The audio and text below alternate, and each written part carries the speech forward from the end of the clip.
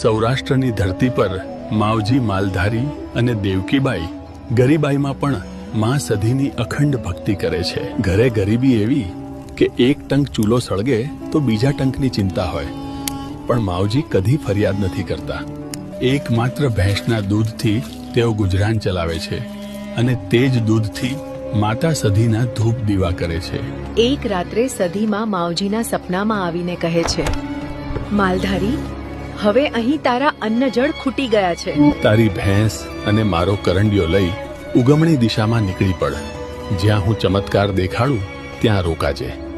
વહેલી સવારે માવજી અને દેવકીબાઈ સામાન બાંધી ભેંસને લઈ અજાણી વાટે નીકળી પડ્યા. 8 દિવસ ચાલ્યા પછી 9મી રાત્રે તેઓ એક અજાણ્યા ગામના સીમાડે બોરડીના ઝાડ નીચે રોકાયા. સવારે જાગીને જોયું તો જીવથી વહાલી ભેંસ ગાયબ હતી.